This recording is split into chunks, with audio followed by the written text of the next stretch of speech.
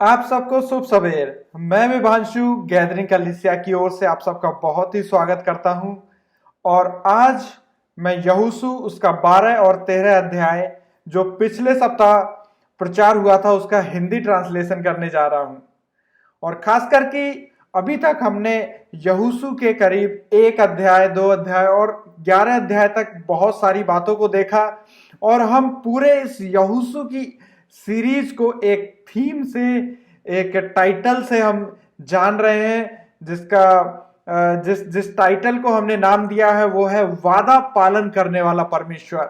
हमने देखा कि किस प्रकार से परमेश्वर ने इजरायलियों के साथ जो वादे किए थे वो 1 अध्याय से अभी तक हम लगातार उनको देखते आ रहे हैं कि परमेश्वर उन वादों को कैसे याद करता है और लगातार इजरायलियों के साथ उन वादों के अनुसार कार्य भी करता है। और आज हम इस 12 और 13 अध्याय को अध्ययन करने चाह रहे हैं। और इस 12 और 13 अध्याय में बहुत सारी चीजें दर्शाई गई हैं। और खास करके इस 12 और 13 अध्याय को अगर हम अध्ययन करेंगे तो हमें उसमें एक कॉमन चीज मिलती है, एक चीज मिलती है जो हमें 12 और 13 दोनों में दिखाई देती है। वो शब्द है विरासत। और आप में कई सारे लोग जानते होंगे कि विरासत शब्द का क्या मतलब है। अगर हम देखेंगे तो विरासत जो हमारे माता पिता या जो हमारे पूर्वज हैं उनके द्वारा दी गई संपत्ति, उनके द्वारा दी गई जायदाद, उनके द्वारा दिया गया हर एक चीज, वो किसी भी तरीके से हो सकता है, वो एक विरासत कहलाता है।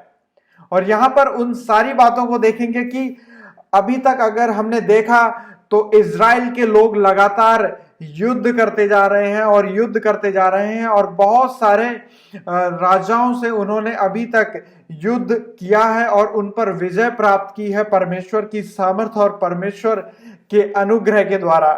तो आज हम देखेंगे कि परमेश्वर ने उनको विरासत जो दी है, उस विरासत के लिए वो कैसे परमेश्वर ने उनको चुना और कैसे करके परमेश्वर ने उस सारी विरासत के लिए उनके लिए योजना बनाई। उन तमाम सारी बातों को हम देखेंगे। अगर आप 12 अध्याय को पढ़ना चाहेंगे तो 12 अध्याय में बहुत सारी बातें हमें देखने को मिलती हैं, जहां हमें देखने को मिलता है कि किस प्रकार से 12 अध्याय में कि जो अभी तक उन्होंने करीब 33 राजाओं के साथ युद्ध किया है, जो बहुत ही बड़े समूह में थे और लगातार परमेश्वर ने उनको सामर्थ्य दिया उन राजाओं से युद्ध करने के लिए और उस पर विजय प्राप्त करने के लिए। तो इन सारी विरासत की बातों को अगर हम देखें तो मैं परमेश्वर के एक वचन को, जो पहला पत्रस उसके 1 अध्याय के 4 पद में लिखा हुआ है कि परमेश्वर किस एक विरासत की बात करता है। तो आज का जो सरमन का, आज का जो वचन प्रचार का टाइटल है वो ये है कि अनुग्रहकारी विरासत। परमेश्वर के अनुग्रह से जो विरासत इजरायलियों को मिली है, आज हम उसके बारे में देखने चाहेंगे। तो मैं फिर से टाइटल को रिपीट कर देता हूं, अनुग्रहकारी विरासत। यहोशू 12 अध्याय, उसका यहोशू के 12 और 13 अध्याय से हम इस चीज को देखने जा रहे हैं। तो पहला पत्रस उसके 1 अध्याय उसके 4 पद में इस प्रकार से लिखा हुआ है, अर्थात एक अविनाशी और निर्मल और अजर विरासत के लिए जो तुम्हारे लिए स्वर्ग में रखी हुई है। और नया नियम में भी इस चीज का जिक्र होता है कि परमेश्वर ने हमारे लिए स्वर्ग में एक विरासत रखी है। और इजरायलियों के लिए भी परमेश्वर ने जो विरासत रखी है वो 12 और 13 अध्याय में हम देखते हैं। तो 12 अध्याय को अगर हम अध्ययन करते हैं तो उसमें परमेश्वर विरासत की एक बहुत ही महत्वपूर्ण बात को दर्शाते हैं और जिसको हम टाइटल देना चाहेंगे, हमें अपनी विरासत प्राप्त करने के लिए अनुग्रह की आवश्यकता है। ये 12 अध्याय में हम देख रहे हैं। और 12 अध्याय में हम देखते हैं कि करीब 33 राजाओं से अभी तक उन्होंने युद्ध कर चुके हैं और उन्होंने परमेश्वर के अनुग्रह के द्वारा उन राजाओं के ऊपर विजय पाई है। और ये बहुत ही सुंदर एक दृश्य दिखाई देता है लेकिन हमें यह जानने की जरूरत है कि असल में उन्हें यह विरासत क्यों मिली। तो पहला सवाल, क्या वो लोग इतने महत्वपूर्ण थे? क्या परमेश्वर उनको वो विरासत देना चाहता था? या वो एकदम एकदम कहना चाहेंगे ना, एकदम स्पेशल लोग थे कि जो परमेश्वर ने उनके लिए विरासत रखी? आइए हम व्यवस्था विवरण उसके 7 अध्याय 6 और 8 को पढ़ते हैं। ये इस वचन का जो पिछला भाग कहेंगे, या इनसे परमेश्वर ने जो वादा किया था वो व्यवस्था विवरण में वर्णित है, इजराइल के लोगों से जो वादा किया था। और व्यवस्था विवरण उसके 7 अध्याय उसके 6 से 8 में इस प्रकार से लिखा हुआ है, क्योंकि तू अपने परमेश्वर यहोवा की पवित्र प्रजा है। यहोवा ने पृथ्वी भर के सब देशों के लोगों में से तुमको चुन लिया है कि तू उसकी प्रजा और निज भाग ठहरे। यहोवा ने जो तुमसे स्नेह करके तुमको चुन लिया, इसका कारण यह नहीं था कि तुम गिनती में और सब देशों के लोगों से अधिक थे, किंतु तुम तो सब देशों के लोगों से गिनती में थोड़े थे। यहोवा ने जो उनको बलवंत हाथों के द्वारा दास के घर में से और मिस्र के राजा फिरौन के हाथ से छुड़ाकर निकाल लाया, इसका यही कारण है कि वह तुमसे प्रेम रखता है और उस शपथ को भी पूरी करना चाहता है जो उसने तुम्हारे पूर्वजों से खाई है। इस वचन में साफ लिखा हुआ है कि वो स्पेशल तो नहीं है। क्या वो संख्या में ज्यादा है? नहीं। वचन कह रहा है तुम गिनती में बहुत थोड़े हो। क्या वो बहुत ताकतवर है? नहीं। वो लोग गुलामी में है, फिरौन की गुलामी में थे, लेकिन उस समय परमेश्वर ने उनसे वादा किया था, और खास करके उनके पूर्वज अब्राहम से परमेश्वर ने वादा किया था, और परमेश्वर उस वादे को याद कर रहा है, और यह परमेश्वर का अनुग्रह है जो उनको यह विरासत मिली है। बहुत ही सुंदर यहां हमें देखने को मिलता है कि वो एकदम भी ना ही संख्या में ज्यादा है, ना ही वो स्पेशल है, ना ही वो ताकतवर है, लेकिन अनुग्रह के द्वारा उनको वो विरासत मिल रही है। एक कई बार दूसरा सवाल आता है, क्या विरासत पाने के लिए हमें धर्मी होने की जरूरत है? और हम इजरायलियों के तरफ देखेंगे, क्या इजरायली लोग धर्मी थे जो उन्हें विरासत मिली? अगर आप व्यवस्था विवरण 9 अध्याय उसके 5 पद को देखेंगे तो वहां आपको दिखाई देगा, वहां यह वचन वर्णित है, तू जो उनके देश का अधिकारी होने के लिए जा रहा है, अर्थात कनान देश का अधिकारी होने के लिए जा रहा है, इसका कारण तेरा धर्म या मन की सिधाई नहीं है। तेरा परमेश्वर यहोवा जो उन जातियों को जो तेरे सामने से निकालता है, इसका कारण उनकी दुष्टता है, और यह भी कि जो वचन उसने अब्राहम, इसहाक और याकूब अर्थात तेरे पूर्वजों को शपथ खाकर दिया था, उसको वह पूरा करना चाहता है। क्या वो धर्मी थे? नहीं। अर्थात जो कनान देश उन्होंने अभी विजय हासिल किया है, कनान देश के लोगों की दुष्टता के खातिर, दुष्टता की वजह से परमेश्वर ने उन कनानियों को उनके देश से हटा दिया। तो विरासत पाने के लिए इजरायलियों के पास कोई धार्मिकता नहीं थी। 40 साल तक वो जंगल में भटकते रहे, और वो परमेश्वर के प्रति बिल्कुल भी वफादार नहीं। बार बार परमेश्वर से वो विद्रोह करते थे, हर एक बातों के लिए हमेशा उनके अंदर वो कुड़कुड़ाहट बनी रहती थी, लेकिन परमेश्वर उनसे प्रेम रखता था, और ये उनकी धार्मिकता बिल्कुल भी नहीं दिखाई देती है। और यहां देखते हैं कि उनकी धार्मिकता बिल्कुल भी इससे सिद्ध नहीं होती है।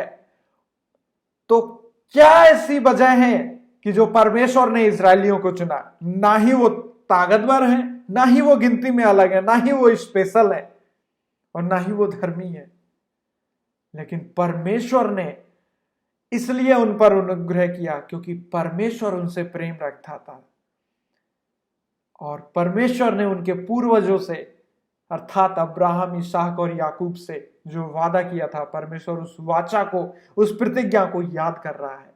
ये वजह से परमेश्वर का अनुग्रह उन पर हुआ और वो विरासत जो हमें 12 अध्याय में देखने को मिलती है, उन्होंने बहुत सारे देशों को जीत चुके हैं और उनको वो जमीन, वो जगह मिल चुकी है। मेरे प्रियो, हम थोड़ा समय रुक के अपने अंदर झांके, हम भी शायद इस प्रकार की एक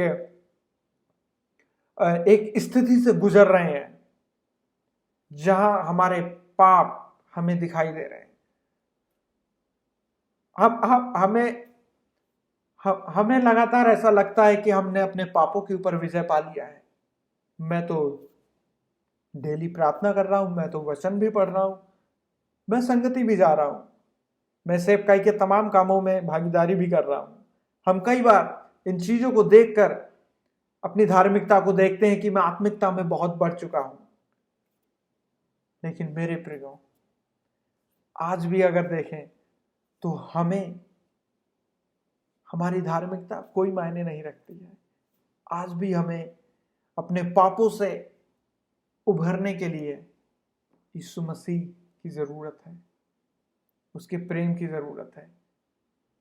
परमेश्वर ने जो वादा यीशु मसीह के लहू बहाने से, जो वाचा यीशु मसीह के लहू बहाने से बनाई है, अर्थात अगर आप अपने पापों को ग्रहण करते हैं, स्वीकार करते हैं, अंगीकार करते हैं, तो परमेश्वर ने अपने पुत्र यीशु मसीह को भेजकर मनुष्य जाति के पापों के लिए जो प्रयोजन किया है, जो व्यवस्था की है, उसको हम ग्रहण कर पाते हैं। तो परमेश्वर का प्रेम ही हमें वो विरासत दिलाता है और वो प्रेम परमेश्वर ने यीशु मसीह के द्वारा जाहिर किया है। तो आज हमें ये जानने की जरूरत है कि हमें दोबारा से अपने मन को बार बार फिराना है। अगर हम किसी प्रकार के पापों में फंसे हुए हैं, हमें मन फिराने की जरूरत है। परमेश्वर का प्रेम हमारे लिए है। तो परमेश्वर, ये विरासत पाने के लिए हमें केवल अनुग्रह ही की जरूरत नहीं है, इसके साथ साथ हमें इस विरासत को बनाए रखने के लिए अनुग्रह की जरूरत है। विरासत एक बार हमें मिल चुकी है, यीशु मसीह के द्वारा हमारे पाप क्षमा हो चुके हैं, लेकिन आज भी इस विरासत को बनाए रखने के लिए हमें परमेश्वर के अनुग्रह की जरूरत है। यहोशू 13 अध्याय उसके 13 पद में हम इस चीज को पढ़ते हैं, परंतु इस्राएलियों ने गसूरियों और मकियों को उनके देश से ना निकाला, इसलिए गसूरी और माकी इस्राएलियों के मध्य में आज तक रहते हैं।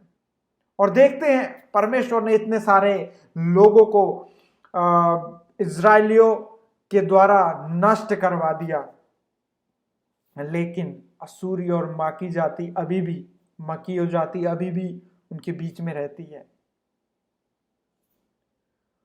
और इजरायलियों ने सोचा शायद इनके साथ हमें कोई दिक्कत नहीं है, हम लोग आसान है, ये लोग गिनती में बहुत कम है, हम पहले से ही भी बहुत ज्यादा जीत चुके हैं। और इस प्रकार से इजरायली अपने अंदर उस एक जीत को महसूस कर रहे हैं कि इन जो बची हुई जातियां हैं, इनको निकालने की ये अपने काम से काम मतलब रखते हैं, हमें इन्हें निकालने की कोई जरूरत नहीं है। और इजरायली बहुत आराम से मतलब इन सारी चीजों को बहुत ही सहज महसूस करते हैं। लेकिन मेरे प्रियो, परमेश्वर की एक बड़ी चिंता जो इजरायलियों के लिए यहां दिखाई देती है, वो है कि उनके दिल में जो पाप और जो बुराई पनपती है, उसकी परमेश्वर को बहुत चिंता है। और इसलिए परमेश्वर उनके बीच से तमाम जातियों को दूर करता है, क्योंकि हम मनुष्य, हमारे अंदर, हमारे मनों में जो कुछ भी उपजता है वो पाप और बुराई ही उपजता है। और इसलिए परमेश्वर ने कनान के तमाम लोगों को उनके बीच से अलग कर दिया, क्योंकि जब जब इस्राएली लोग उनके करीब आते थे वो बुराई की ओर दौड़ पड़ते थे। तो कई बार हमें ऐसा महसूस होता है कि हम अपने पापों में उभर चुके हैं, मैं अपने जॉब को कर रहा हूं, मैं अपने परिवार को देख रहा हूं, मुझे कोई कोई दिक्कत नहीं है। लेकिन मेरे प्रियो, हमारे आज्ञाकारिता, हमारी पवित्रता के लिए आज भी परमेश्वर हमें, वो हमारी चिंता करता है इन तमाम सारी बातों के लिए।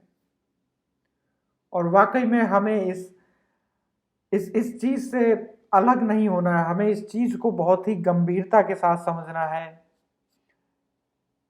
कि परमेश्वर हमारे अंदर के उस पाप को क्यों असल में उसके लिए इतना चिंतित रहते हैं। और वाकई में परमेश्वर ने उस काम को यीशु मसीह के द्वारा हमारे लिए पूरा किया है। और वाकई में इसी चीज को हम लोग इस एक पद में देखते हैं कि विरासत को बनाए रखने के लिए अनुग्रह की आवश्यकता है, क्योंकि हम मनुष्य लगातार पापों में गिरते हैं। हम अपने पापों से, हमें एक बार हम अपने मन को फिराते हैं, हमें लगता है कि अब मैं एक अच्छा जीवन जीऊंगा, लेकिन हमें लगातार परमेश्वर की जरूरत है इस विरासत को। वो विरासत क्या है? वो विरासत, परमेश्वर ने हमें एक नया जीवन दिया है। परमेश्वर ने उस स्वर्ग में उस अनंत जीवन के लिए हमें चुना है। जब हम इस मिट्टी के शरीर को छोड़ देंगे, उस अनंत जीवन के लिए परमेश्वर ने हमें चुना है। उस विरासत के लिए परमेश्वर के अनुग्रह की हमें लगातार जरूरत है। और वाकई में ये हमें यीशु मसीह के लहू के द्वारा हमें मिलती है। हमें लगातार दिन प्रतिदिन अपने मन को फिराते रहना है, और जो यीशु मसीह ने हमारे लिए क्रूस पर अपने लहू को बहाया है, उस कार्य को हमें याद करना है। और जैसे इजरायलियों के लिए बार बार ये समस्या थी कि वो अपने आप में बहुत ही एक महसूस करते थे कि अब हम स्थिर हो चुके हैं, लेकिन तभी वो गिरते थे। आज भी हमें हमारे अंदर एक चाहत होनी चाहिए कि यीशु मसीह के द्वारा हम इस पापों से ऊपर उभरने की, हमारे अंदर वो एक चाहत होना बेहद जरूरी है। और इस यहोशू के 13 अध्याय 13 पद में इन तमाम सारी चीजों को हम देखते हैं कि हमें लगातार जरूरत है परमेश्वर के अनुग्रह की इस विरासत को बनाए रखने के लिए। और जो अंतिम पॉइंट यहोशू 13 अध्याय उसके 33 पद में हम देखेंगे कि परमेश्वर को अपनी विरासत के रूप में देखने के लिए हमें अनुग्रह की आवश्यकता है। और यहोशू 13 अध्याय उसके 13 पद को मैं पढ़ना चाहूंगा। परंतु लेवी के गोत्र को मूसा ने कोई भाग ना दिया, इजरायलियों का परमेश्वर यहोवा ही अपने वचन के अनुसार का भाग ठहरा। ये वचन बहुत ही दिल के करीब है मेरे। मैं इस वचन को पढ़ा और वाकई में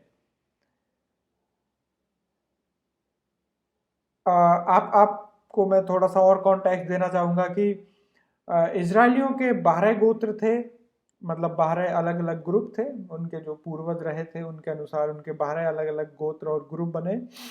और उनके बीच में जब उन्होंने कनान देश को जीत लिया, उन्होंने उनके बीच में उन चीजों का बंटवारा किया, और परमेश्वर की आज्ञा रही कि लेवी को कोई भी जमीन का, उस समय ये बहुत ही इंटरेस्टिंग रहा होगा कि एक गोत्र को बुलाया, उसको बोला कि ये जमीन का ये टुकड़ा तुम्हारे लिए है। दूसरे को बुलाया जमीन का। हम पिछले अध्यायों में देखते हैं कि उनके गोत्र, उनकी संख्या के हिसाब से, जितने लोग थे उनके हिसाब से उन्हें अलग अलग जमीन का हिस्सा बांटा गया। और एक एक को बुलाया, उनको दिया, दूसरों को बुलाया, उसका दिया। और लेवी लोग बैठ के देख रहे होंगे कि शायद हमें भी कुछ जगह मिलेगी, लेकिन परमेश्वर की आज्ञा रही कि उनको कोई भाग ना दिया। और इस 13 अध्याय के 13 पद में हम देखते हैं, परंतु लेवी के गोत्र को मूसा ने कोई भाग ना दिया। इज़राइल का परमेश्वर यहोवा ही अपने वचन के अनुसार उनका भाग ठहरा। ये बहुत ही एक गहराई की बात है कि परमेश्वर ही उनकी विरासत बन गया। कई बार मेरे प्रियो, हम अपने दिन प्रतिदिन जब हम अपने जीवन को देखते हैं, हमें बहुत सारी चीजों की लगातार जरूरत से महसूस होती है। और बहुत बहुत सारी लगातार अगर हम देखते हैं तो हमें शायद हमें जॉब चाहिए, शायद हमें एक शादी के लिए एक साथी चाहिए, शायद हमारे बच्चों के लिए हमें लगता है कि वो अच्छा पढ़ें और ज़िंदगी में आगे बढ़ें। शायद हमें लगता है कि मेरी बीमारी दूर हो जाए, शायद हमें लगता है कि मेरे लिए स्थिति आसान हो जाए, मेरे पड़ोसियों के साथ मेरे व्यवहार अच्छे हो जाए। हम इन तमाम सारी चीज़ों को कई बार महसूस करते हैं अपने जीवन में हमारे, और हम लगातार इनके लिए प्रार्थना करते हैं। और कई बार होता है ये प्रार्थना के उत्तर हमें नहीं दिखाई देते हैं, और तब हमारे अंदर वो एक चिंता, वो एक व्याकुलता होने लगती है कि आगे क्या होने वाला है। क्या परमेश्वर नहीं देख रहा है? क्या परमेश्वर मेरी स्थिति को नहीं देख रहा है, नहीं सुन रहा है वो मेरी प्रार्थनाओं को? लेकिन जैसा वो जमीन का टुकड़ा लेवियों को एक एक मिलना चाहिए था, एक स्टैंडर्ड के अनुसार सबको मिल रहा है, लेकिन परमेश्वर ने कहा अपने वचन के अनुसार उसका भाग मैं ही ठहरूंगा। परमेश्वर ही उनकी विरासत बन गया। मेरे प्रियो, आज हमारे जीवन में बहुत सारी चीज़ें की ज़रूरत हमें महसूस हो रही है, लेकिन आप जाने, आपने परमेश्वर को अपने पिता के रूप में जान लिया है अगर, तो परमेश्वर ही आपकी विरासत है। वो आपके लिए सब कुछ है, वो आपके लिए पूरा है, वो आपके लिए काफ़ी है। इस चीज़ को मैं आपको याद दिलाना चाहता हूँ, परमेश्वर ही आपकी विरासत है।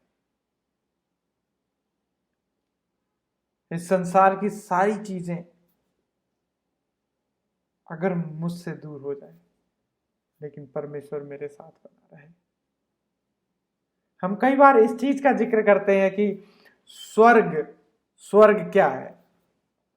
क्या स्वर्ग में ऐशो आराम है? क्या स्वर्ग में भूख नहीं लगेगी, या प्यास नहीं लगेगी, या दुख दर्द नहीं होंगे, बीमारियां नहीं होंगे?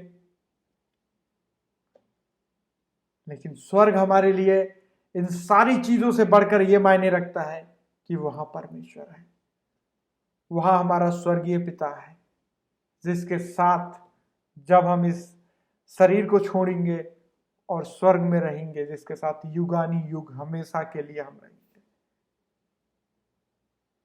क्योंकि परमेश्वर ही हमारे लिए काफी है।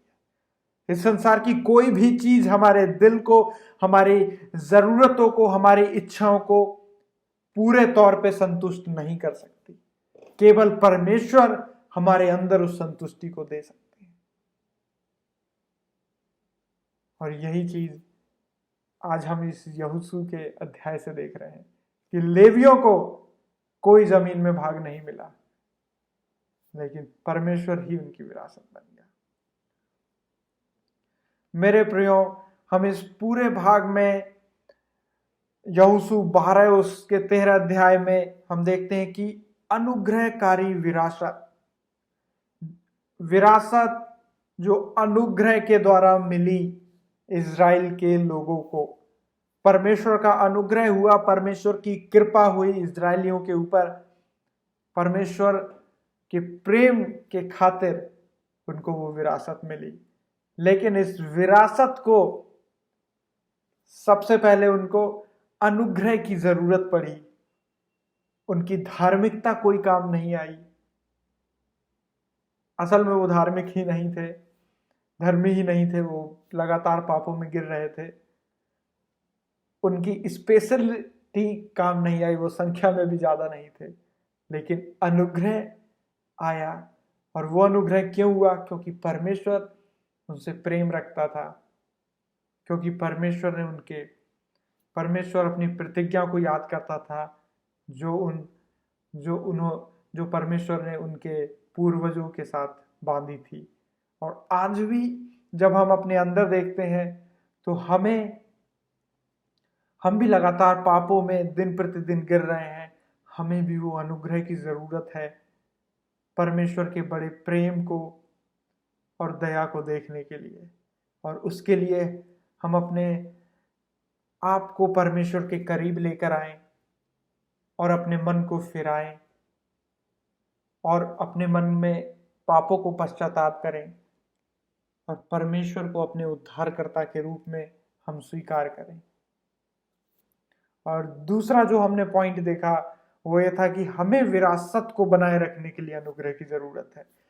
अब जो परमेश्वर में हमने उद्धार को पाया है, उसको लगातार हमें दिन प्रतिदिन अपने जीवन में जीने के लिए हमें परमेश्वर के अनुग्रह की जरूरत है। आज हमें लगता है कि हम पापों से ऊपर उभर चुके हैं, लेकिन हम बार बार गिर जाएंगे, क्योंकि हमारे परमेश्वर का एक वचन जो यिर्मयाह में लिखा हुआ है कि मन तो सब वस्तुओं से अधिक धोखेबाज है, उसमें तो असाध्य रोग लगा हुआ, उसका भेद कौन समझ सकता है।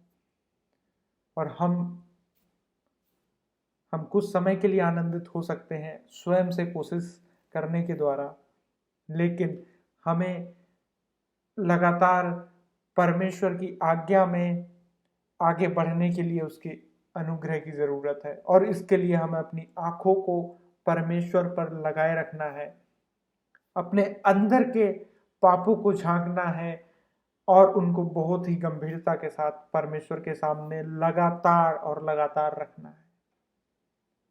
इस प्रकार से हम उस अनुग्रह को जो परमेश्वर जो विरासत हमें मिली है उसको बनाए रखने के लिए उसके अनुग्रह की आवश्यकता है। और परमेश्वर को अपनी विरासत के रूप में देखने के लिए हमें अनुग्रह की आवश्यकता है। जब हम देखते हैं कि हमारी संसार में इतनी जरूरतें हैं और हमारा मन व्याकुल होने लगता है, तो हम परमेश्वर को कैसे अपनी विरासत के तौर पे देखें? इसके लिए हमें अनुग्रह की जरूरत है। परमेश्वर का जो प्रेम हमारे दिल में उमड़ने लगता है, तो परमेश्वर हमें हमारे जीवन में काफी लगने लगेगा। जब हम देखेंगे कि इस संसार में हमें कोई भी संतुष्ट नहीं कर सकता, और परमेश्वर का अनुग्रह तब हमें मदद करेगा कि परमेश्वर ही मेरे लिए काफी है। और मत्ती 13 अध्याय उसके 44 पद को मैं पढ़ना चाहूंगा। स्वर्ग का राज खेत में छिपे हुए धन के समान है, जिसे किसी मनुष्य ने पाकर छिपा दिया और आनंद के मारे जाकर सब कुछ बेचकर उस खेत को मोल लिया। और वाकई में परमेश्वर ने जो अनंत जीवन, जो स्वर्ग का जीवन रखा है, वो उस धन के समान है जिसको जो मनुष्य पा लेता है तो उसके अंदर इतना आनंद आ जाता है कि वो सब कुछ अपना बेच कर उसको मोल लेना चाहता है। अर्थात इस जीवन की कमजोरियां, इस जीवन की दुर्बलताएं, इस जीवन की भौतिक जरूरतें परमेश्वर जब हमारे लिए काफी हो जाएगा तो बहुत छोटी लगने लगेंगी। और उस वजह से हमारे अंदर हम परमेश्वर के उस प्रेम को महसूस करने पाएंगे, तब हम ये कह पाएंगे कि मेरे पिता, मेरे परमेश्वर यहोवा, तू मेरे लिए काफी है। परमेश्वर मेरे प्रियो आपको आशीष दे आज के वचन के द्वारा। आइए हम प्रार्थना करें। धन्यवाद प्रभु, हम आपका धन्यवाद करते हैं जो आज आपने यहोशू उसके 12 और 13 अध्याय को हमें अध्ययन करने के लिए अनुग्रह किया। और वाकई में हम चाहते हैं कि आप जो वचन के अनुसार जो आप हमें दिखाना चाहते हैं कि आपने जो अनुग्रह के द्वारा अपनी विरासत हमें दी है, उसको हमें बनाए रखने के लिए, और आप हमारे लिए काफ़ी हैं, आप हमारी विरासत हैं, इसको जानने के लिए आप हमें अनुग्रह करें, आप दया करें। आने वाले सप्ताह में हर दिन हमें मन फिराने के लिए, पश्चाताप करने के लिए और आपके करीब आने के लिए आप हमें अनुग्रह करें। ऐसी हमारी प्रार्थना है। आपका धन्यवाद करते हैं और यीशु के नाम से मांगते हैं, आमीन।